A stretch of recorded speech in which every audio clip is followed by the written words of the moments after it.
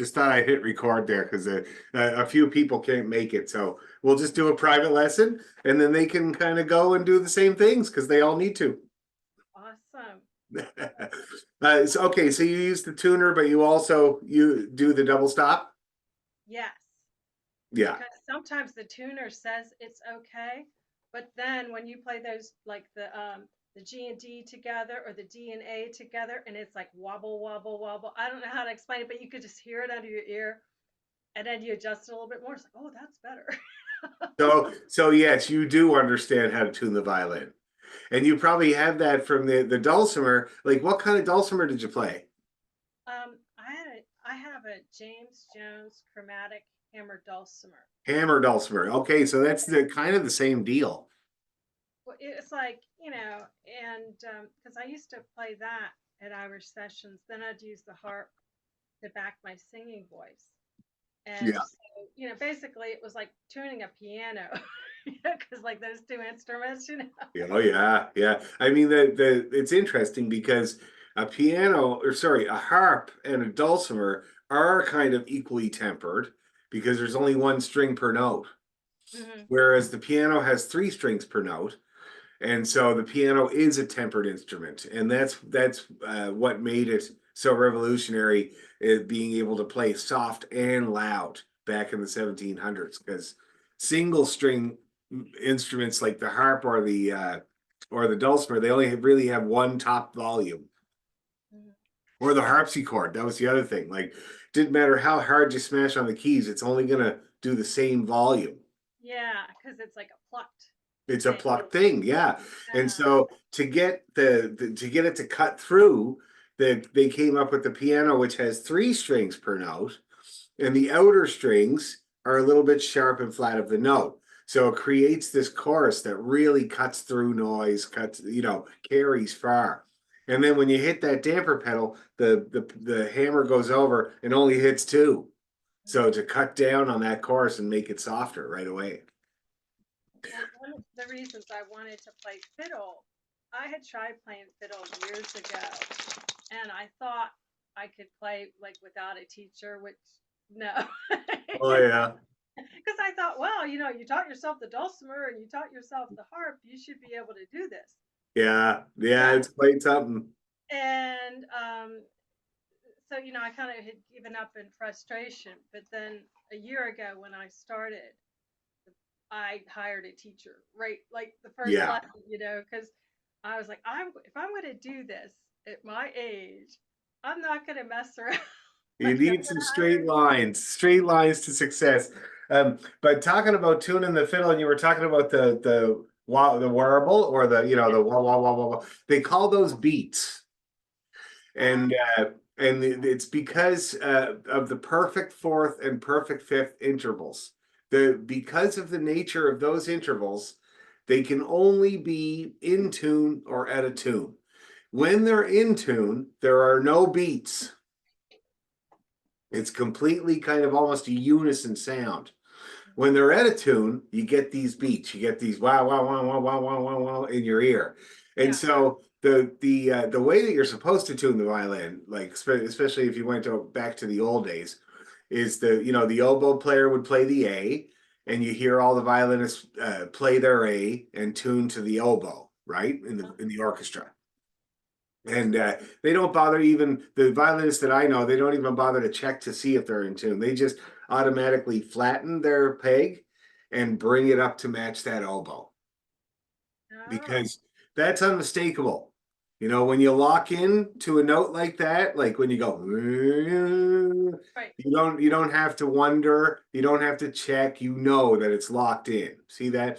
So that's what they do. So they that bring that in. And then most of the ones that I know, they don't even check the other ones either. They just automatically flatten the D a little bit and bring it up to match the A, flatten the G a little bit and bring it up to match the D, and you leave the E till the end.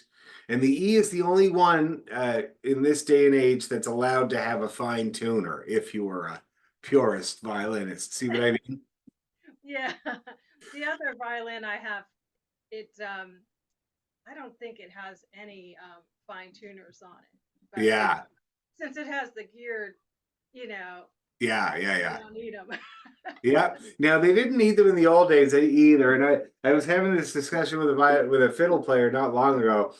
And you really actually don't need them. Now I love my fine tuners. I use them all the time. You can tell because there's no paint left on them at all. See that? Oh yeah. No. So I'm not a purist, but I do understand why people prefer no fine tuners. And I was telling this lady, it's mostly because the tailpiece is metal. When you have metal fine tuners built in, it's a metal tailpiece. So they would much rather wood because metal is heavy and it doesn't vibrate as much. And so they would much rather have it to be wood so it's projecting as much as it can. See what I mean? Yeah. And the reason that you're allowed to have the fine tuner on the E is because the E is so volatile, it's so tight, and is usually the first to move, and it's very, very difficult to fine tune it, Yeah. even when you have a fine tuner. So that's why that's allowed there. But I do know the old-fashioned fine tuner tricks. And I'm going to tell you, they've come in handy many times. Now, the other thing I was going to talk to you about, but you got those pegs, but you were talking about your fiddle before you got those pegs, is that the pegs come out. They do it all the time. It's a tapered peg and a tapered hole. As you use them, they kind of work their way out of the fiddle. And that means that they start to slip because it depends on that friction, that taper, right? So what you got to do once in a while is you got to link your fingers together like this and squish them back in. See that? Yeah. You would clamp them back in. And if they're shaped right and they're working right, they should work really good, and you should be able to lower the note and then come in nice and hear that lock in and you're good to go. But like I said, I love mine. Now, the old fashioned fine tuner is really cool. So if you're sharp, if you play your note and you find that, oh, I got to turn the sound on. There we go. Okay. So if you play your note and you find that you're sharp, you just tug on the string. You just give it little tugs, and it really comes down a tiny little bit. See that? Now that's the one that everybody knows about. But the other one, to bring yourself up a tiny little bit, they would put their finger on the string behind the nut and push down on it. Oh. And that brings you up, and this works really well. Like, it really works well. And I'm sure back in the old days, they just got used to it, and there was no need for fine tuners because they did those little tricks. And so that I do know how to do them. I do think it's good to know about it, but in the end, I love my fine tuners. That's true. Because if somebody handed me their fiddle, because now since they're all fitted with these Whitner pegs, Yeah, I have no issues, and the luthier did a really good job on all the fiddles. So, yeah. but you're right. If somebody handed me a fiddle with the traditional, to try it Then out you or would know something, how to do it. I'd be like, well, also too, I know that I'd have trouble probably turning them just You because. might, yeah. And then the trouble turning them is a sign of trouble with your violin, first of all. So if you're like, "Arr," and then it goes ka-chunk, it means you got to get your pegs done. Yeah. You know what I mean? Because it just shouldn't work like that. Because it's supposed to meet all the way across the hole perfectly, and then it glides very smoothly because it's ebony, right? It's really hard wood. But if it wears, especially the hole wears quicker than the peg because the hole is a lot softer. It's maple. Okay, and so if you wear that hole and there's only a tiny little ridge of wood touching the peg, that's when you get either it's stuck and it'll never move because it's just got it locked, or you move it and it goes ka-chung, and then it'll slip again. Is there any little thing will make it slip or go the other way? Yeah, what you're describing is what was happening with my student fiddle. And that's Okay. why I took it to the repair guy because I'm like, I don't know what I'm doing wrong. And it's so funny because when I worked at the music store, this is where I learned how important this is. When I worked at the music store, I was renting fiddles to people, and I would explain how you tune it and sell them a tuner. And then they would come back the next day and they would have a broken string, usually the E string, and they'd be saying something wrong with this, meaning the tuner, and something wrong with this, meaning the fiddle. Well, actually, there was something wrong with my fiddle where the pegs really needed work. Like, 'cause Well, for sure. Yeah, yeah, yeah, yeah. But yeah, these were usually not brand this new. fiddle, the student fiddle that I had. Yeah. Yeah. And This fiddle normally, didn't have issues. that's good. Normally, the issue that with those people was that they didn't understand that the tuner was chromatic, meaning that it'll tune any note you play. And so they would start to wind up that E string and they'd get confused as to which octave. Oh, and I'd keep going. Yeah. Because the E string is E5 on the piano, the fifth E up from the bottom of the piano, right? But it's also quite high, so sometimes it gets confused and it sends you. It'll well, if your E string is really sharp, right, then it'll show you kind of F. It'll show you a really flat F on the on the tuner. So that means you start cranking it. Yeah, yeah. Trying to get up to that E, you know, and then so then it would break and they'd come in and they'd be like, well, I don't know how to do it. So then I'd have to explain. And I realized how long it took me to actually learn to tune my fiddle. And I remember the experience. So my brother Sean, who has the degree in violin, we would tune our fiddles, me and Marty, and then we would hand them to him and he would tell us if we did any good or not, you know. And all I remember is that I was about 13 when he finally started saying, "Yeah, it's in tune." Well, that's good. So you have to practice it. See what I mean? Now, has anybody ever showed you the way to do it? On the fiddle, Yeah. I think it was, I don't know if this is correct or not. All right. The A string first, Yeah. then the D string, then the G string, then the E. Is that Yep. right? That's right. And Okay. the reason that you do it that way is because if you make changes to the E string first, it kind of cocks the bridge a little bit. And you wouldn't be able to see that, but it would be a pressure thing. It'd be kind of, and then you tune your A, D, G. Now it's trying to lean the other way, and it's fighting against that unnatural thing. And then you go check your E. Now you're sharp. And you're like, what? And then you go do that, and now you check your G, and it is sharp. And you're chasing this thing, right? So that's why you do the middle first. I'm glad the person that told me that was correct because that's the way I've been trying to do it. That's good. That's good. Now that brings up the other problem with tuning your violin properly, which is double stops. Most people are not good at playing double stops. And when you do a double stop and you lean on one string too much, it flattens that string. It might be in tune, but when you lean on it, it kind of leans. Have you ever noticed that? So the pressure, yes, Yes. because And I think the D and the G are really notorious for it, especially the G because it's so loose. So if you're playing the D and the G together and you lean on that G and even a tiny bit, the tuner's going to show flat. Your string might be in tune, but because of the bow action, it's making it sound flat. So you gotta get good at double stops before you can really actually tune your violin properly. See what I mean, or at least half decent. and that's something I just started to explore Really. because years ago when I took a group class, you know, at a local community college, like we were encouraged to play cleanly and not play any double stops whatsoever. Okay. So that's kind of what I, and then like when I started to take lessons this past year, that's what I was doing like the whole time, which is good. I'm not criticizing or anything. That's like, but Yeah. now I'm like, well, I don't know how to, and so I've had to really look at what I'm doing to make Yeah. sure I'm getting both strings and, you know, Okay, so I have a few little tips about that. Um, okay, great. First of all, yeah, and it's good for everybody because like all the people in the class have talked to me about double stops. It's kind of an ongoing process for everybody. And like I have a Celtic orchestra of 45 people. They're all trying to get better at it too, right? Oh, Uh, okay. and so what you do is this. So first of all, you're talking about the angle of your bow and how some teachers, it's kind of like half and half. Some teachers are like, don't touch that other string. Don't touch it. Keep your bow steady. Don't Yes, let it that's go. how. Don't do it. Don't do it. You know. And I did that for a long time too. And then I finally realized that, like, I remember learning double stops in Suzuki, and I found Suzuki to be a very useful. Like, Suzuki is awesome for certain stuff. Really good. Double stops is one of them.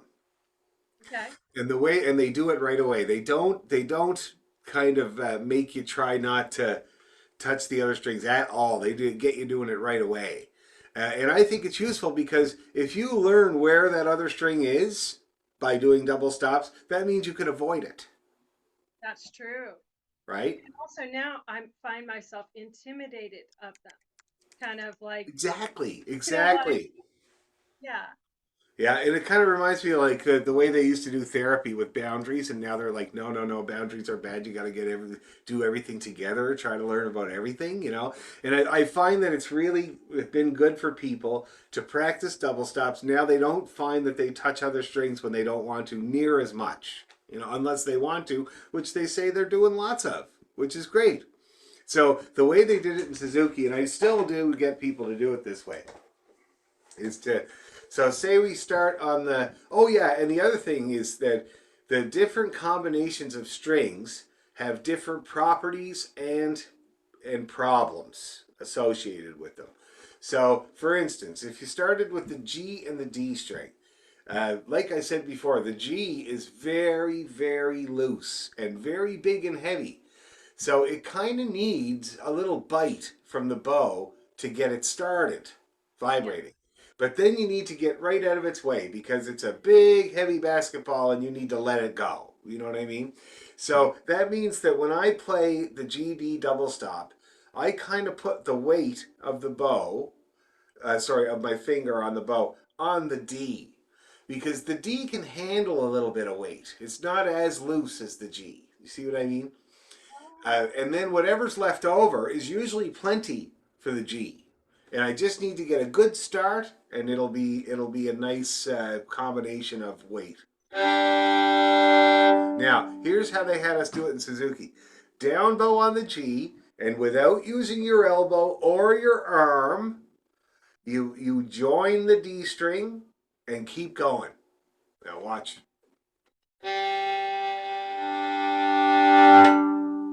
That was a real clean double stop, ringing out like it should. See that? I'll do Yeah. it again.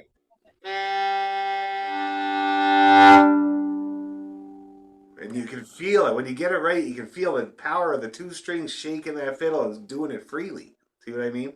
And then you move on to the now when I started doing this, I remember I was like 10 in string camp and it was first thing in the morning and I remember I felt like it was like at the very end of the bow by the time I finally found that D string. You know what I mean? It's You're like gonna going run down a ladder backwards. You know the rung is there, but geez, where is it? You know? So anyway, that's how we did that. And you might find at first that it's quite a while before you actually touch that other string, but as you do it, you'll kind of do it earlier and earlier. okay. And then you do the same thing with the D and the A. Now, the D and the A share a very similar weight. The D needs a tiny little bit more because it's heavier, but they're pretty well the same. So I find that they just kind of sit. The bow just kind of sits on both of them almost equally. Now, a little bit more weight on the D for me. Okay, and it depends on what kind of strings you have, but I would say it's similar for you too. And again, you just start that down bow, join that other string, and what happens with that is, as you approach that other string, you get just the right touch, not too much, and you can keep going, and you know what it should sound like. You got a good idea. Because if you try to do it right away, sometimes you just do too much right away on both strings. Kind of has this sound. You hear that choke? Yeah. Is that Yeah, because of the pressure? too much. Okay. And you know, everybody puts too much. Like, and I hate the word pressure because my dad's teacher used to say, "We never press on the bow. We never press on the bow," which is true. In the classical world they call it weight, and the weight is always combined with motion. See that?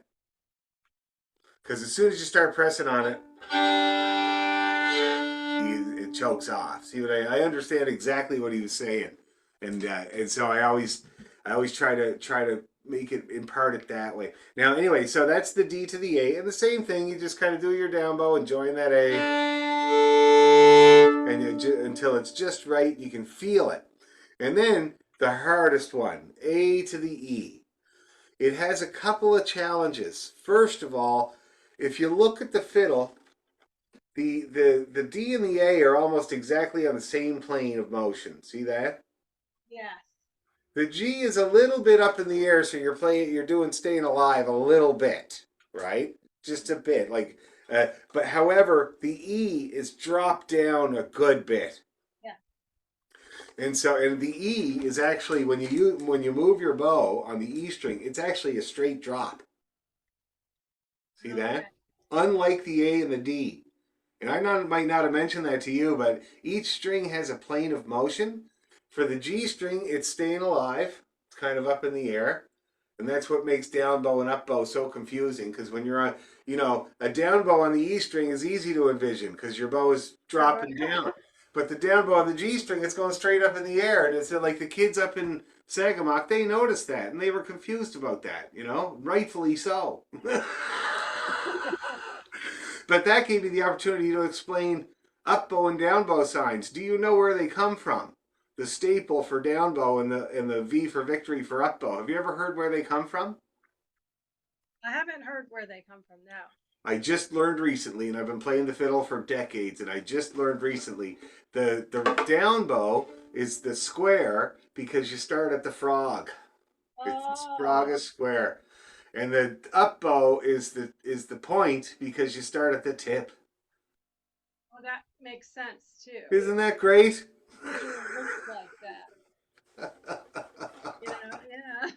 And it made it really easy to explain to the kids, And I stopped even talking about down and up. I was just like, a down bow is frog to tip. An up bow is tip to frog. Simple as that. Doesn't matter what string you're on. Anyway, so yeah, so the G string kind of goes up in the air. The D and the A are the straight out to the side that we're used to, but the E is a drop, straight up and down for the most part for most fiddles. Okay, and that's why violinists sit with their leg dropped like this to make room for the E string. Okay, so that means that you got to change. The angle of your bow is quite drastic.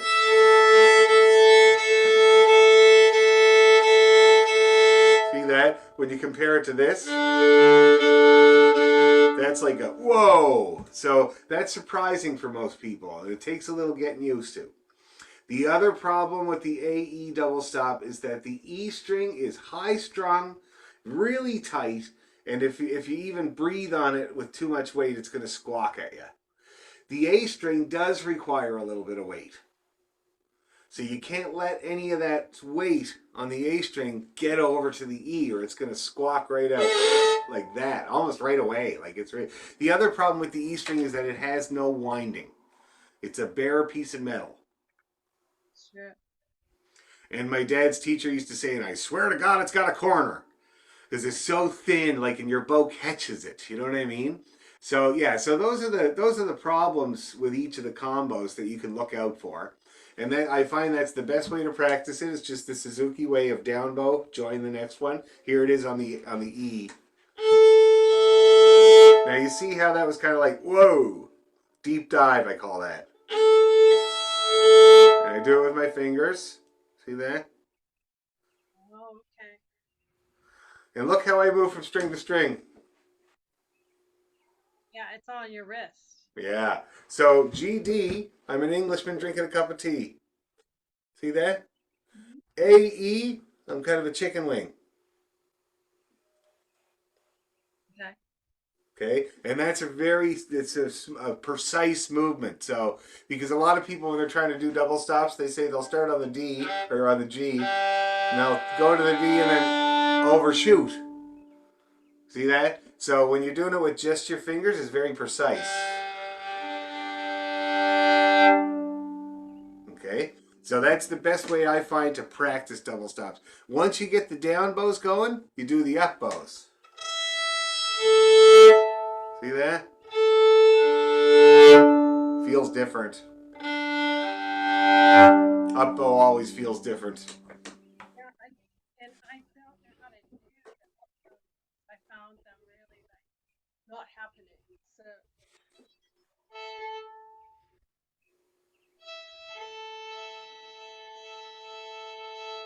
So Okay, now that was pretty good. So you did overshoot your first attempt, right? Yeah. Uh, so a little bit too big of a movement. But then when you got back, you were on both, and you were steadily on both. Now you just about hit the brakes hard, and that's what people do when they get on the two strings. For some reason, they kind of like put her in low gear. But you want to actually just let her go. Try it again.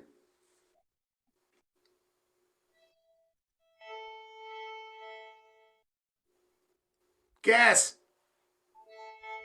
Yeah, that's better. Now try it one more time, and when you feel that, so you're starting on the E string or the A? I was starting on the E and Good. A and F Yeah. flat. So start on the E, and when you touch that A, put the gas on and go for it. Oh, I'm totally missing it. Let's see.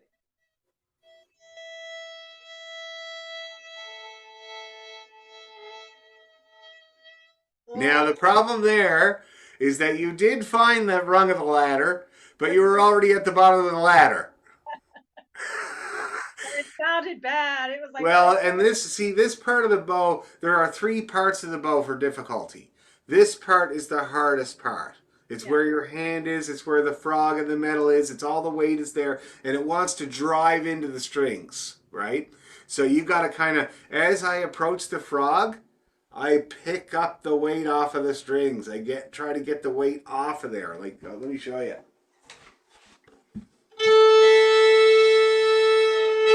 See that? I'm picking up on it. I'm using my pinky because as soon as you hit the middle, you got to use your pinky. It only has one job: counteract the weight of the stick, and that's why you see fiddle players hardly ever use their pinky because we're always up here. You don't need it. yeah. But as soon as you hit that mid weight mark, you need it. And if you don't use it, it's gonna dig. So anyway, watch again. So as I get towards the frog, I'm doing that pickup action on the bow, getting the weight off of it. Try it again.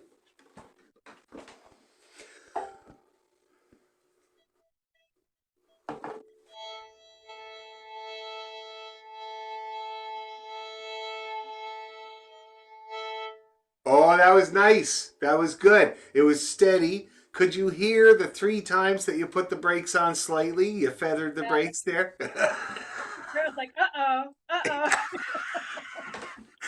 And you're going to change that instinct, okay, to be the gas pedal instead. That's the biggest thing, and it's going to not just help with double stop. It helps with so much. That's everybody's instinct. As soon as there's something difficult, to slow or right down. But if you can change it to the gas pedal, you're going to have more immediate results. Okay, let's try the DA. Do you want me to do a down bow or an up Whatever you feel like. down? Okay.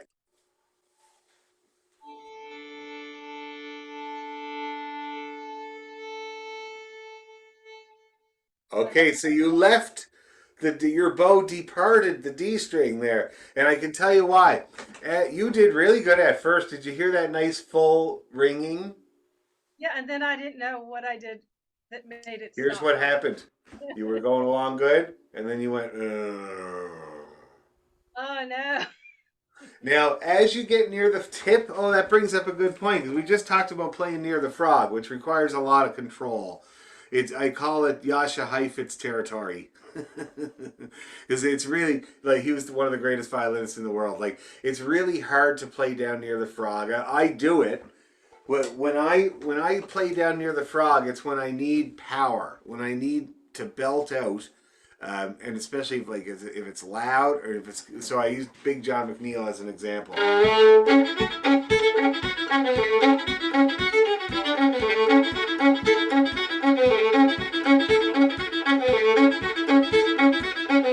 See that? And I use it to my advantage because I get the nice bounce and I can let the bow kind of bounce around the strings, kind of like the hammer dulcimer, Let the bow bounce from string to string so I don't have to do it. But that's a lot of control required to do that. You know what I mean?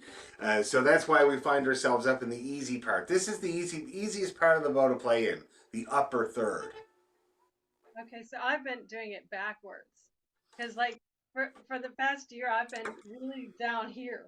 Well, that's good. I mean, that's And for now, this feels really awkward to me. Like that, on these reels and stuff where it's well, supposed to be up here, like on the triple bow things, like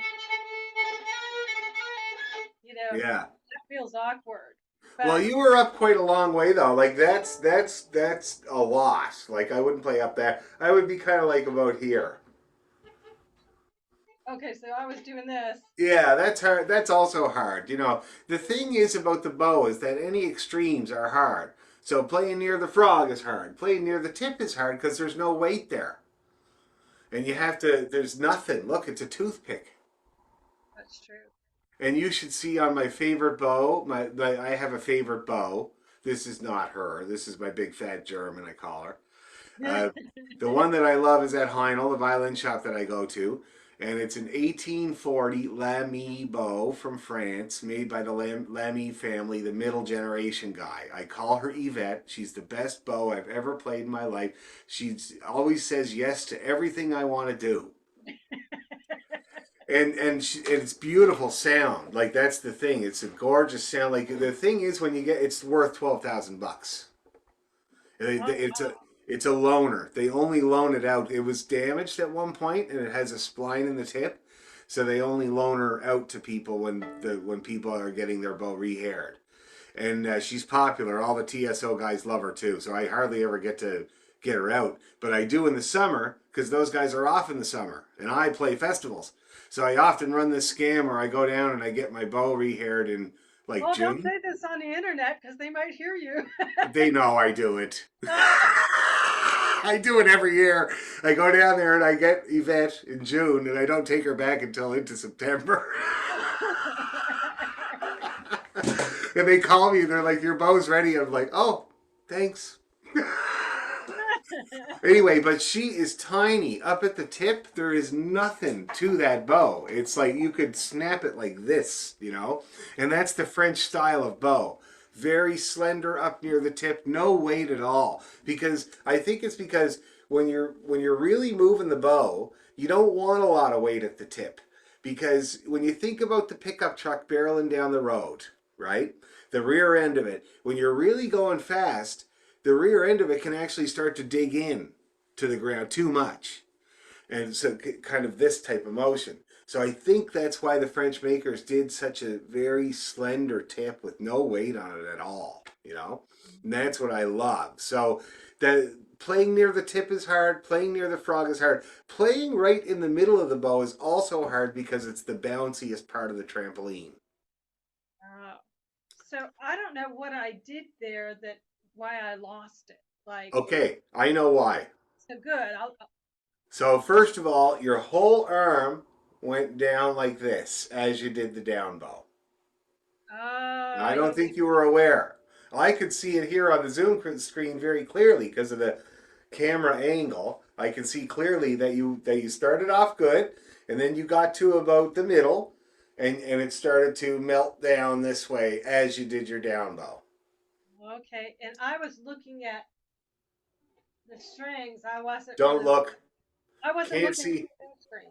Yeah, you should. The Zoom screen has been very useful for people. They've been telling me. Looking down at your bow, I had a teacher once in Halifax that told me looking down at your bow does you absolutely no good in the world. I was looking at the fretboard. I was looking at the strings, like to That's see. what I mean. I was surprised to hear it. He said that it's way better to picture it than to actually look at it because he said that the angles are all off because of the way you perceive it. So, for instance, when he showed me this, the reason he showed me this is that I thought that I was at a right angle to the strings as I was playing. And then he kind of put the fiddle down here and it was like that. Oh, And it's because when you look down here, it's just really hard to perceive that angle. Now, he told me, you can also use that. So he said, now when you think you're straight, you're actually out a little bit. So make that change. And it does work. Anything like that does really work. You know what I mean? But anyway, so let's try it again and see if you can keep the right elbow steady. okay. So I'm doing the A and the D string. Yeah.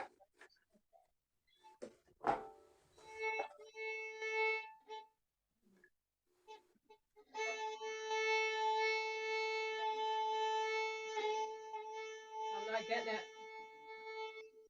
That was Okay. all A. Try as you're doing it.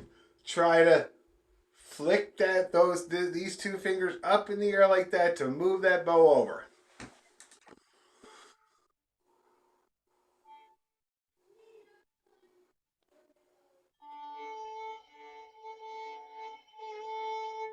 Better. Do it again just like that.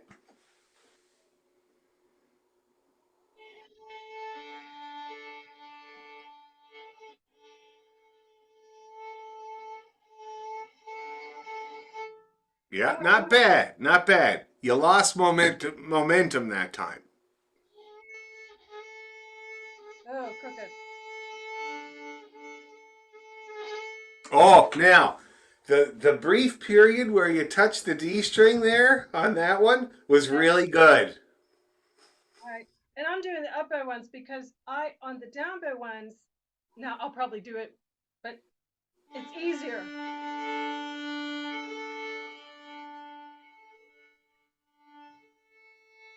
Okay, not bad, but I can definitely see a tendency when you're doing your down bow, you do move towards the floor.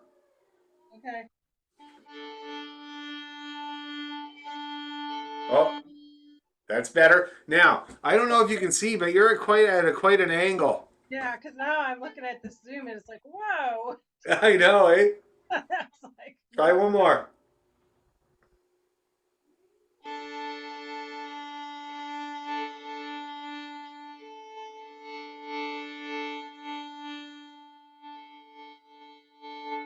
Not bad. Now you had some good success there.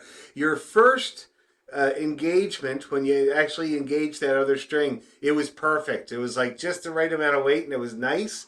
And then you left that other string and then you came back to it. So I think that this is going to be very good exercise for you to do. Okay. So to practice this, I should be doing long bows, Oh, right? yeah. Yeah. And then not just doing down bows. Yeah. But if you're working on downs, you're working on downs. If you're Oh, okay. working on ups, you're working on ups. You can feel, I'm sure you've noticed how different they are. Yes. Yeah. So don't be like down, up, down, up. No, work on downs because we talked about for you, for instance, when you do your down bows, that's when your arm drops. Oh, okay. Okay, you don't have that problem going up. Going up was more reliable in that way. Going up though, you have and this is normal, you have a speed control problem. So, and this is just because you're so scared. And so you're kind of feathering the gas, kind of like woo, woo, woo, woo, woo, woo, woo. It's normal. It's normal, especially on the up bow. I don't know what it is. Well, I guess you're fighting gravity. But once you get the better of that, you'll find that you'll actually have more success. It's one of these fake it till you make it type of thing. Because if your bow is not moving when it touches that other string, you don't know that you've done it. Right. See what I mean? So you got to kind of let the mistakes come. Now, I'm going to demonstrate the whole thing to show you the way to practice it. All right, cool.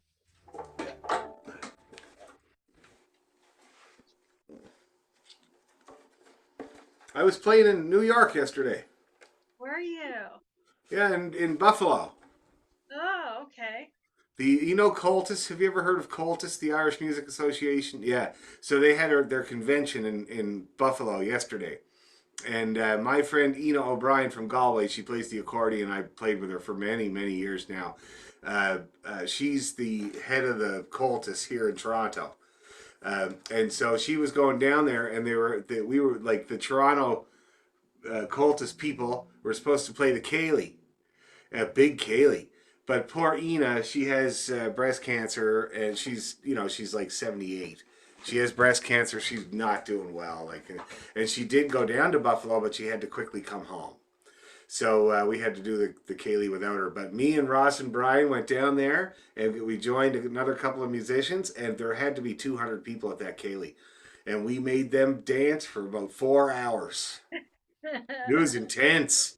And then we just got in the car and drove back up to Toronto. We were home in 2 hours. Anyway, watch. So here we go. Double stops on the down bow. Now watch how watch how, first of all, my elbow stays steady. My arm doesn't do the string moving. It's my hand. And we talked, I think we talked last class or the class before about bow push-ups and about the spider crawl. And it's all on my YouTube channel. Okay. And these are things that you're going to practice to be able to manipulate the bow without your arm at all. Just, move from string to string or whatever, just with your hand. So assuming you get better at that stuff, so you're going to move over using only your hand. You're going to start on the down bow on the G and join the D. Then you do the D. And when you hit that other string, you're going to set and gas. A to E. I'm going to do it again. Okay.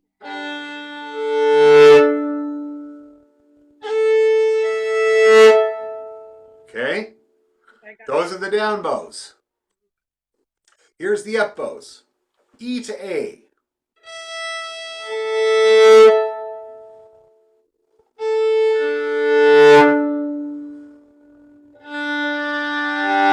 And again, gas pedal is going to be the focus there.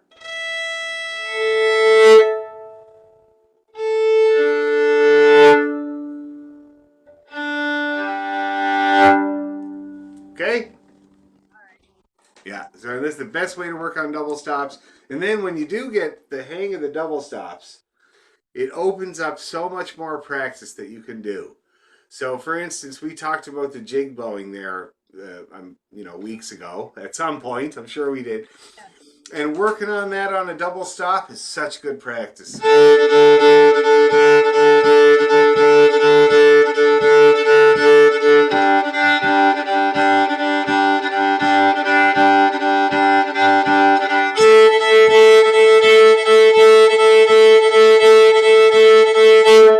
that?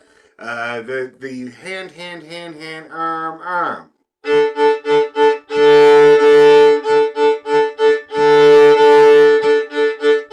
See?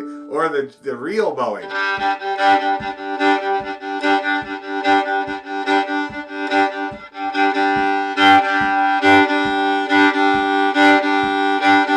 All of those things are so much better to practice on two strings, because then when you're playing on one string, it feels like you've just left your bags at the side of the road and you're running. You know what I mean? And you'll find once you get the hang of these things, especially these bowing patterns with a little bit of double stops, you're going to be putting double stops in left, right, and center, sometimes too much. Okay.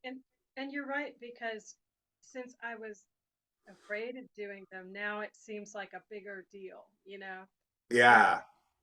I try to, with shifting, I tried to do that right away because I noticed that people were afraid to shift, and then they'd get so comfortable in first that then they didn't ever want to.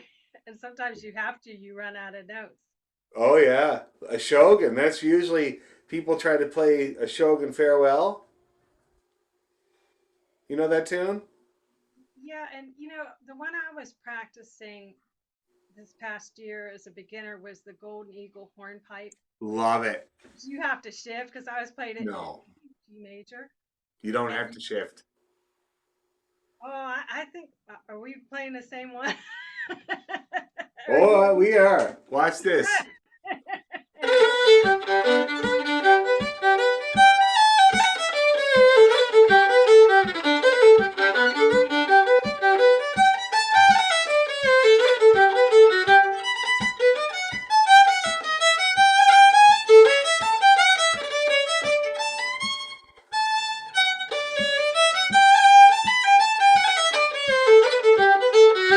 See that? You use your pinky. So you're stretching for it. Oh, yeah. The thing is about the pinky, though, it's funny how you say people are scared to go to third position or second position, and people are also scared to use their pinky. I was using my pinky all week. I know I'm changing the subject on you. It's not fair. Oh no, that's good. So we got finished talking about double stops. One thing I was going to say though, before we're finished talking about double stops, is when you want to add the fingers. So so say you're having good success with the open string double stops, and now you want to practice a little bit putting your fingers down while you're playing double stops. Right. Okay. And a very good way to do that, again, it's Suzuki trick, is just this here.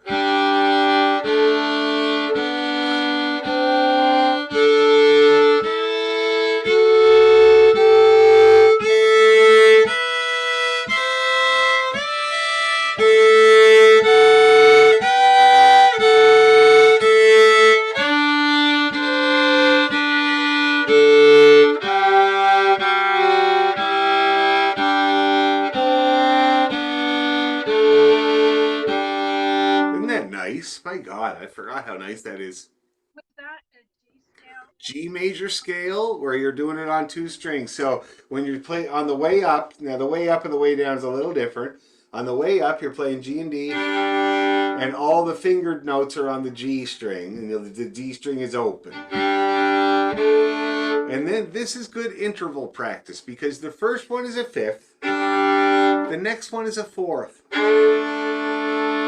The fourth is another interval that's either perfect or not perfect. So when it's out of tune, you get those beats.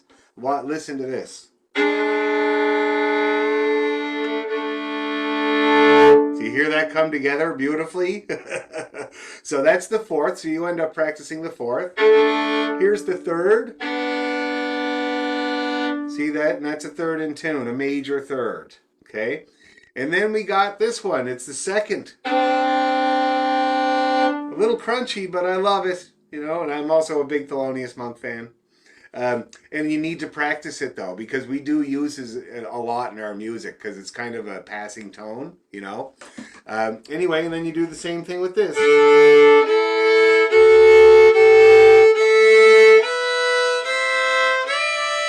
And then when you hit the E string, you play the open A with it. Or I do this to do the top of the scale. See that? Then you come down. Okay, so that's an octave. Good to practice.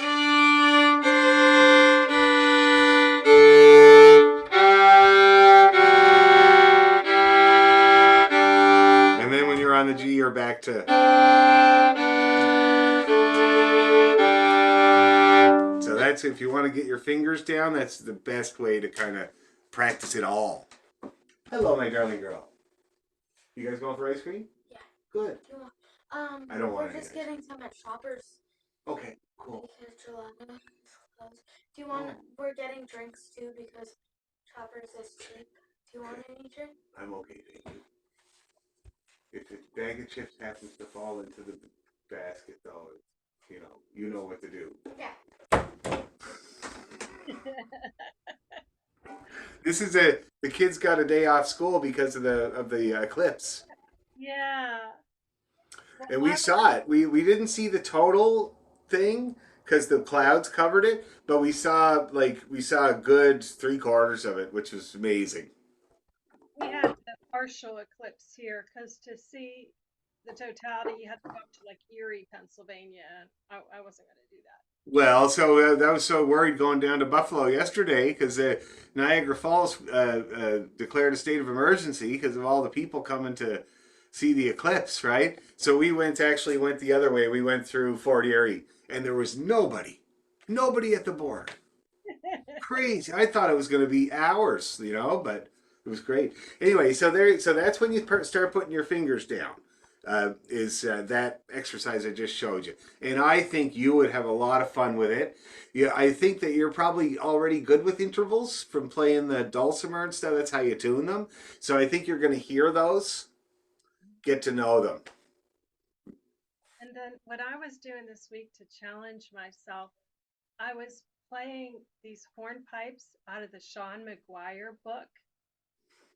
And there's some amazing ones in here. Love them. So I was playing the ones, I was like, I want to play the ones in B flat. And Yeah. so there was this one, the star. Yeah. And I looked, and there's a video on YouTube of John Doherty playing it. And I was like, well, I'm going to try to play it, but it's not going to be as fast as him. So, anyway, as a result, all week I've been using my fourth finger because Great. I was playing the star in B flat, factory smoke, Yeah. hornpipe in B flat. Then I was playing Eileen Curran's Reel in B flat out if you've heard. Awesome. Awesome. I just wanted to work on G minor. Actually, they're Yeah. key signature B flats, but the chords are like G minor. So that's what I was doing this week. Well, G minor and B flat have the same key signature. Yeah, and They're then for fun, relatives. like because why I did that was the eclipse was happening, so I was like, what tunes are about like astronomy? So the star, Yeah. and then there's the Milky Way hornpipe, which is not in B flat, it's in G major. Oh But yeah. I've been having fun with these hornpipes, but I wanted to ask you since we're talking about this on hornpipes. You know how you were talking about on reels and emphasizing the backbeat on hornpipes. I know, like when I've heard them played, they're swingy. It's not like straight eighth notes. It's supposed to have like da da da da da. Is there a way? Here's the thing though. There's two different kinds of hornpipes. Okay. Now you were talking about the golden eagle. The golden eagle is an Irish hornpipe. Yes. There are Irish hornpipes and there are all the other hornpipes. Oh, So okay. mostly Scottish, but like in the McGuire book, it would be probably the same. But the term hornpipe can mean the Irish one is a dance. It's a solo step dance, and it's triplet based. It's also a Cayley dance, and it's really quick and it's really swingy. It's very and I would compare the swing to like 1930s big band swing.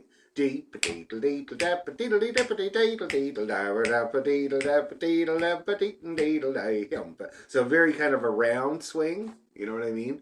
Whereas an Irish reel has more of a Charlie Parker swing, right? Kind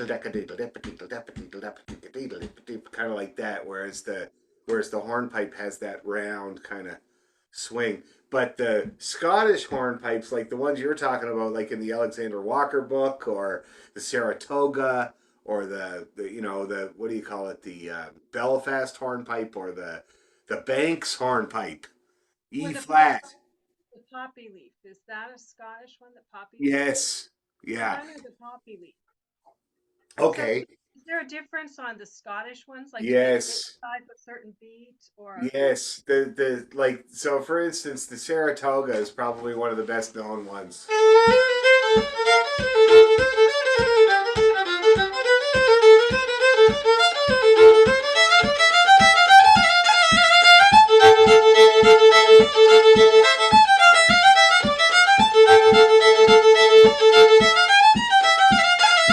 That's have you ever heard that one? I think I've heard a recording of it, but I've never played it. How about something like this?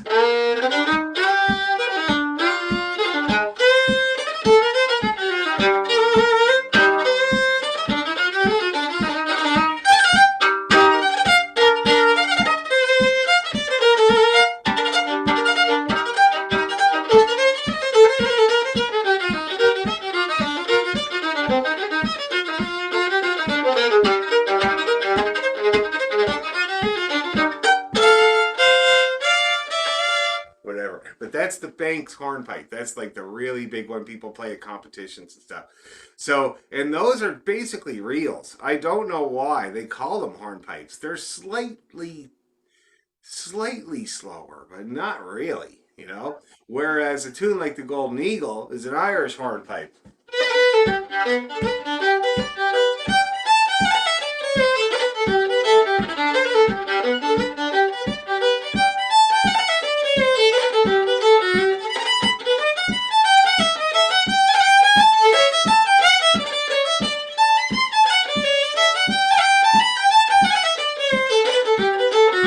See that? That's kind of so, and that the Irish hornpipe. If you see the dance, the solo step dance, it's the best way to explain it because she's doing all these triplets.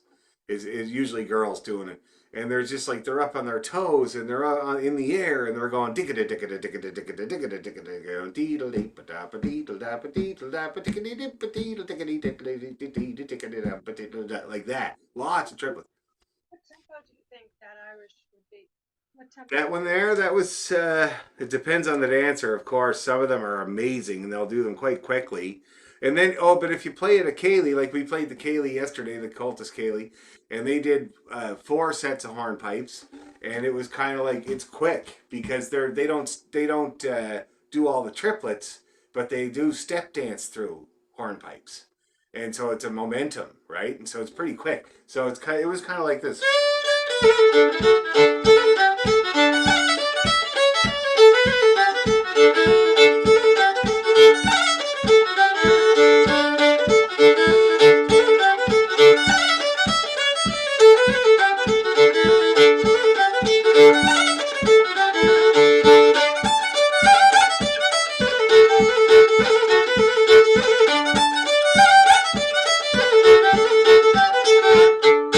So what does that come in at? This is 2, 3, 4, 1, 2, That's- 3, 4. 115. Yeah, that's right. So about up at around 110, and so that's for a Cayley. But if I were to play for a solo dancer, it'd be kind of slower. It'd be kind of like this.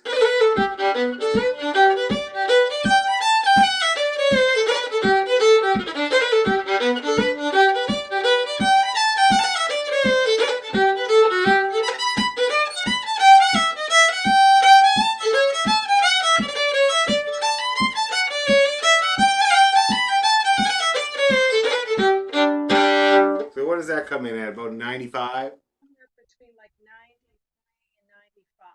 Perfect. That's like, and it's a lovely tempo, eh? I love that. You play at that tempo all day long. And the feel of it is like when people ask me about the feel of an Irish hornpipe. Just instead of looking at the music and picturing pairs of eighth notes, picture every pair of eighth notes as a triplet with the middle taken out. So a bar would be diggity diggity diggity diggity, but I'll take the middles out and it'll go dee dee dee dee dee dee dee. You know, when I played down the States with the black guys, they called that the lumpty lump. Lumpty lumpty lumpty lump. They do the same thing. When they shuffle, you know, with the blues shuffle, that's exactly the same feel. Okay. Yeah, exactly the same. I think they learned it off of them. There was this hornpipe in the Sean McGuire book called McCormick's, but Natalie McMaster plays it and it's called the Newcastle. The Newcastle hornpipe, that's very, very well known. And I really like that. I mean, it's difficult. I'm not ready It's to play. difficult. It's Like- it's another one of those Alexander Walker ones, I think, isn't it? Somebody was saying Jay Hill. Yeah, the Hill collection. That's Okay. another. These are collect the Alexander Walker, the Hill, and what's his name? Sean McGuire's book has a lot of good examples from both. That's why it's such a good book to have. He was obsessed with that hard stuff, eh? He fancied himself Paganini.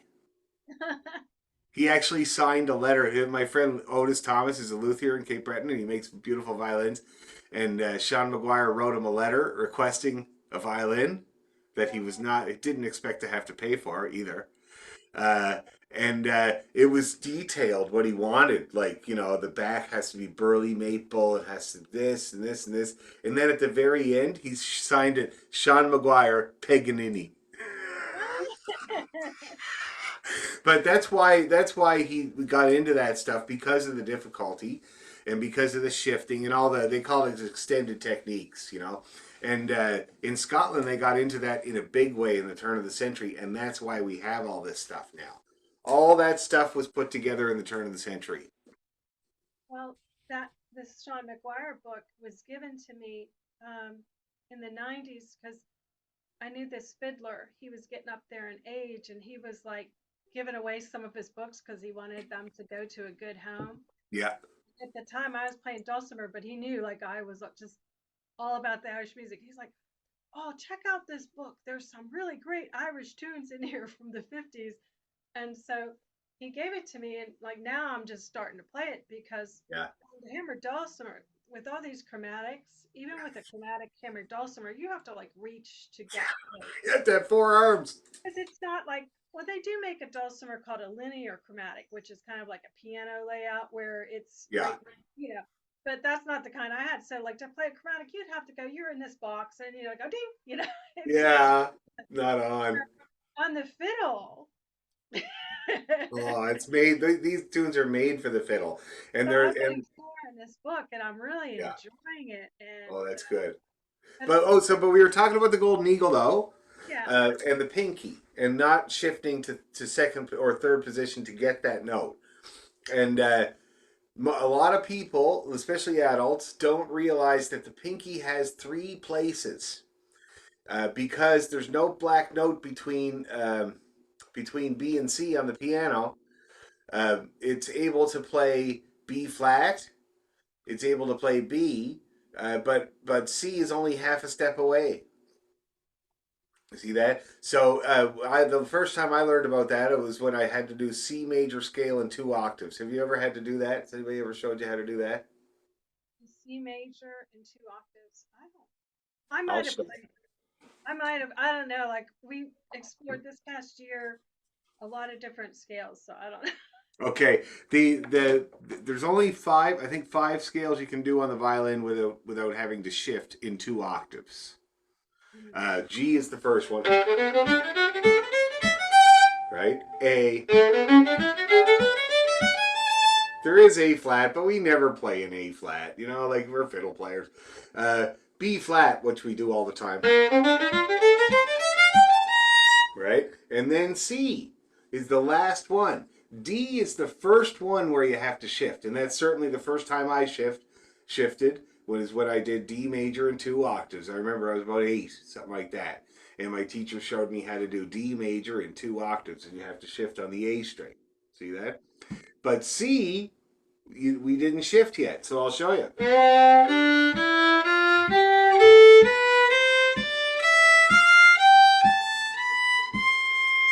And it's not that much of a move. See that? It's like stretching your third finger. And then you come back down because you play the C, and then you relax that hand. You're back to the B. See that?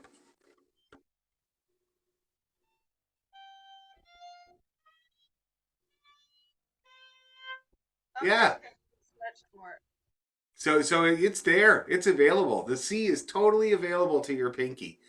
And people don't usually realize that because you don't play very much in the key of C. Like nobody plays very much in the key of C, but it becomes really handy when you're actually playing in the key of C. And the other reason that I make people do C major in 2 octaves using their pinky is that everybody complains about their high B being flat all the time. If you practice C, you'll never complain about your high B again. Oh, because you're getting used to that stretch. That's right. And not only that, when I play stuff in the key of C and I play that high, well, let me turn my tuner on so I don't lie to you.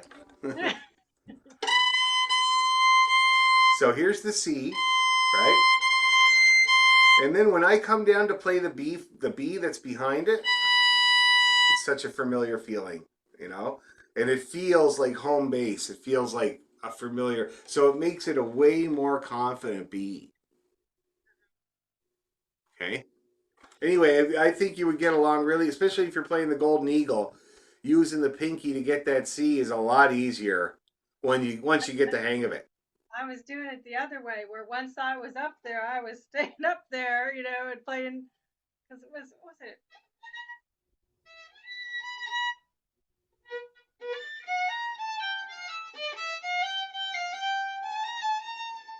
Am I playing the right tune? Yeah.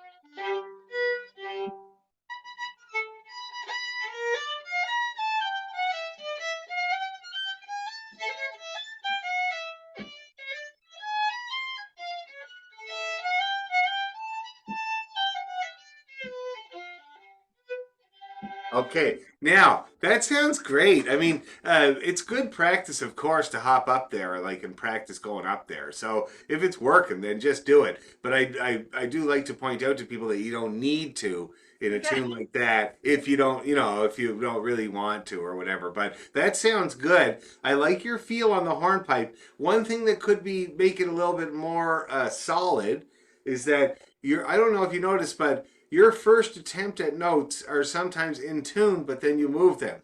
Probably, yeah, because I got nervous. Like, I Yeah, got nervous, like, uh-oh, I'm playing this in front of Dad. He's gonna do like. of course. And the thing is I try to remind everybody, even a stop clock is right twice a day. You should listen for a second because you might be right. I got scared.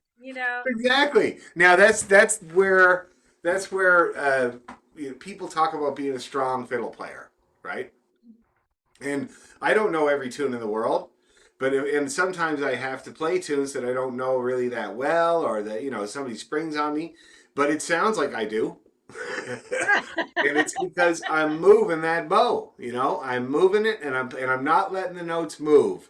A wiggly note. There's not very much that sounds weaker than a wiggly note, and I call it the number of attempts. So and it depends on the person. Some people are just nervous, so they might be totally in tune, but because they're so nervous and second guessing, they move around, right? Other people are just don't play very well in tune, and so it means that say that Big John McNeil's a good example. How many C sharps did I do there? So it's four in a row, right? So somebody that's just not really playing in tune, they're going to hit four different C sharps. Well, the alternative one. Yeah, and I love Yehudi Menuhin's expression. He used to say there are an infinite number of B's approaching B.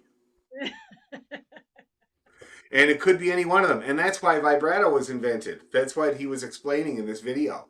He was saying vibrato was invented because even if you had 15 of the best violinists in the world in your section and they all played a B, it would be 15 different Bs.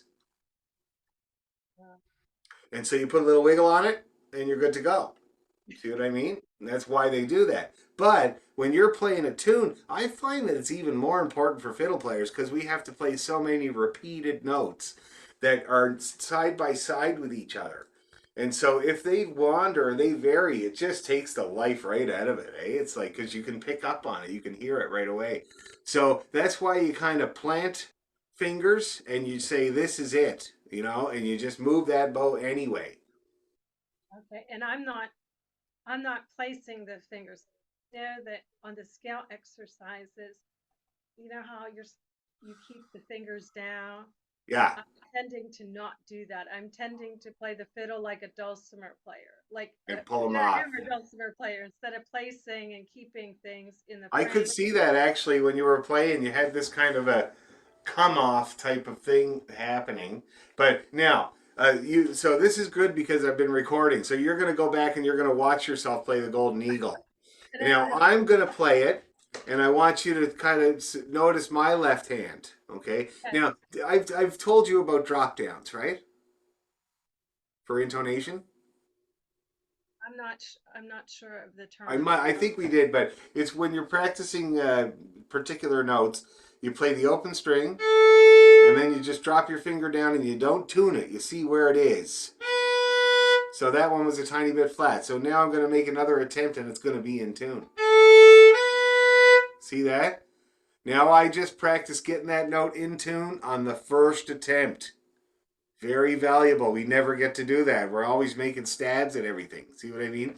So if you find that you're hitting notes and you're always having to move right away, that can be a good way to strengthen and get the note right on the first try. Okay. Or the second try. And that's why I say attempts, because when you listen to somebody play, you can hear these attempts.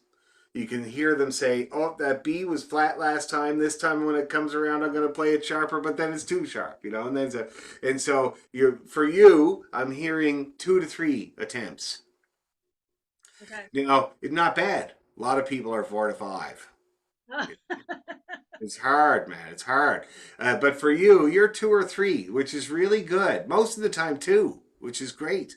But you want to get it down to 1, of course. Okay. Now Yeah. watch my left hand when I play the Golden Eagle. Okay.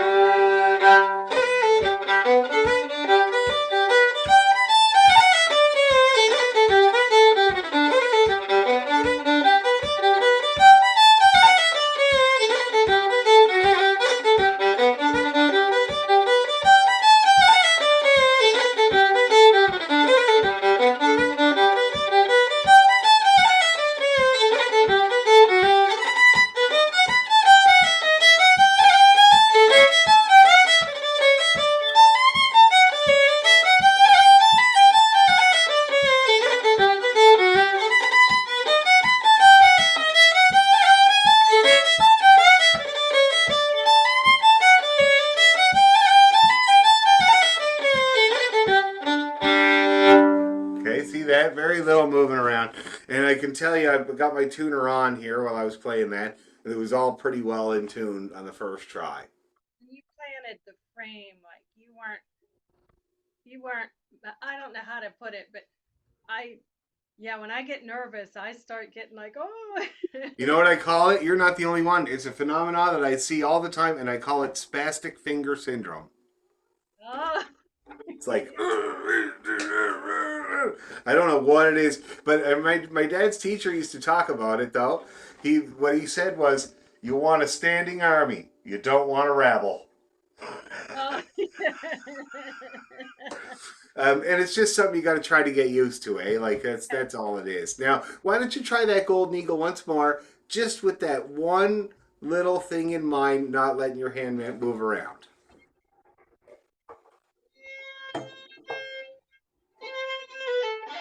Yeah.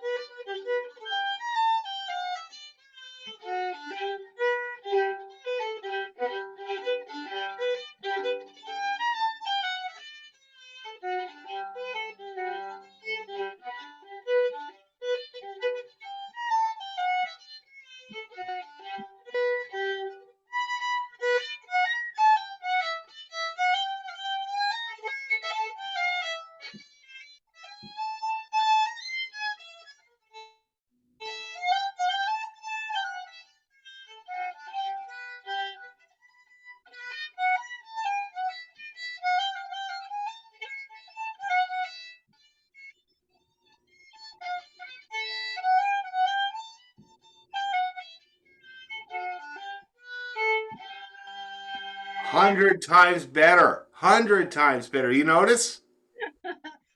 I hit some clunkers in there, but I tried to keep that frame better. I don't It know. was way better. It was way, and I was looking at my tuner, and you're pretty well in tune the whole time. Now, your first time going up to the thingy, something happened. Whatever, you know. Yeah, it was, You yeah. got hit by a bus or whatever. Second time though was way more stable, and the stable sounds good. The other thing I noticed is that when you're doing it that way, you have a lot less of that overlappy with the finger and the bow. I don't know if you've noticed that, but it's a very common thing with adults is where the fingers outrun the bow or the other way around.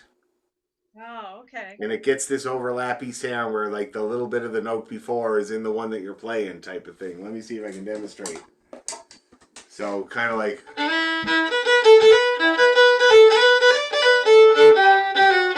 see that kind of little bit of sloppiness.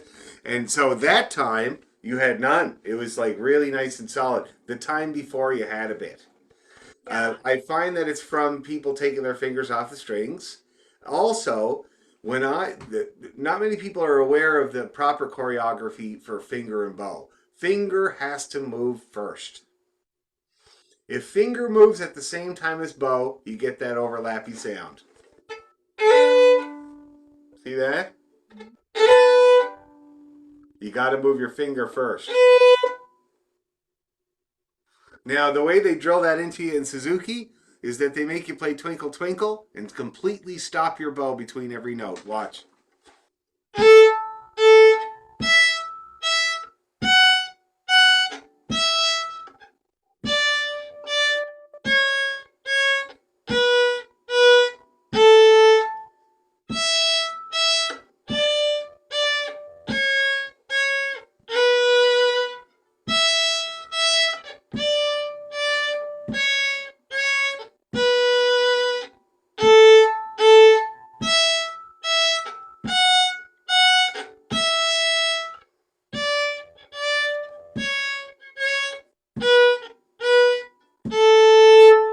what happens? It forces you to move finger first. Yeah, okay. And it doesn't take much. Like I've done this with adults who are chronic, who have that problem chronically, and I spastic finger. And it doesn't take very much because as an adult, you can really be mindful and make the change. You know what I mean? And when you're a kid, they make you do it for like a year. Détaché bowing is what they call it. So what you're suggesting is when I'm playing this week, like to work on the double stops and then Oh yeah. focus on the frame and not being so. No spastic finger. Standing army. And then I have been enjoying that Burt Murray tune, that Sean McGuire's reel Oh, it's wicked, eh? I sent to you. Yeah. Yeah. It's really good. Yeah, there's two tunes by a guy. If you like those, there's two tunes by a guy called Brendan Mulvihill. Do you know who that is? Some of his tunes are in one of my Irish books. Yes, he wrote awesome, beautiful tunes. My brother recorded a record for him a couple times. He's a very cranky guy, but anyway, he wrote the. I'll play you one just before we go. It's called "Compliments to Sean McGuire."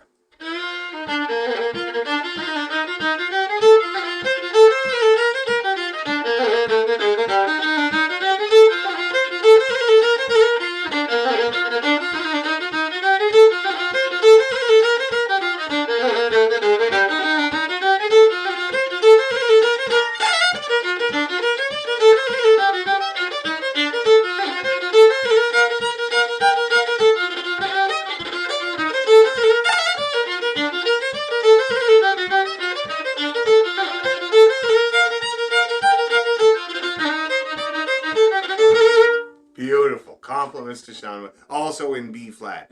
And then.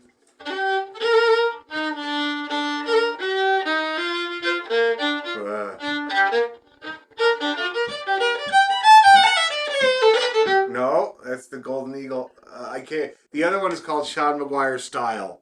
And I can't remember how it goes now. But anyway, they're both beautiful. They're both in B flat. And they're both challenging in those ways that you were talking about. But they're Irish. Okay. So when the Scottish people play the hornpipes, do they emphasize it differently than the They play it Irish? like a reel. Like McNabb's hornpipe. So it's straight, It's just a it's straight reel most of the time. Yeah. more Like the realistic. Saratoga or McNabb's or my dad used to play these ones. I don't know if you recognize them. Also in B flat. Uh,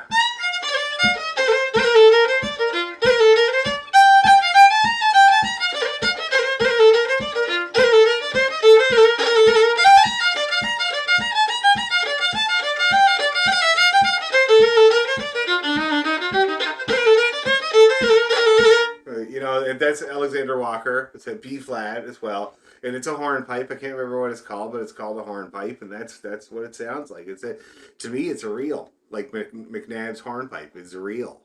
So the tempo is faster It's faster, and it doesn't do that swing, and that and it's it's less not a movement. dance, right? They don't use it as a dance. The Irish people, it's a dance. It's a triplet based dance. Wow. We hornpiped out tonight. I don't know what the expression is. I love them. I love hornpipes, and me and the lads play a lot of them. And not many people do. Like you don't hear them come up at sessions very much, unfortunately. And I always wonder because they're not as hard. You know, like the tempo is down. You can get the nice swing going.